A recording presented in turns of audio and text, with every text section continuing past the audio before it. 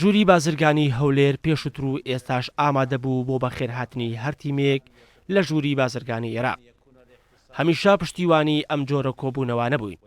ئەم کۆبوونەوانە هەلی زیاتر دەڕەخسێنێت بۆ بازرگانان و سوود بینین لە هەوڵی ئەو کارانەی کە دێنە بەردەمیان. هیوای سەرکەوتن دەخوازم لەم هەنگاوەدا.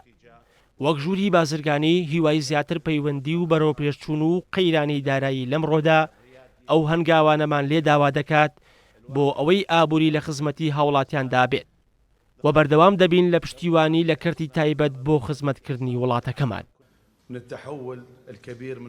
سەرەڕای ئەوەی کەرتی تایبەت لەم چەند ساڵی ڕابردوو ناخۆشی زۆری هاتوتە ڕێگا، بەڵام توانیمانە زاڵ بین بە سریاندا.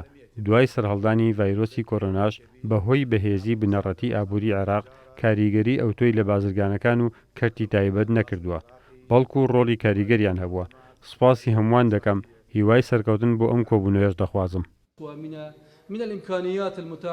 حکوومەتی هەرێمی کوردستان هەمیشە هەوڵ دەدا کە سەرچاوەی دارایی هەمەڕەنگ بکات بۆ ئەوەی کاریگەری زیاتری هەبێت لەسەر باری دارایی.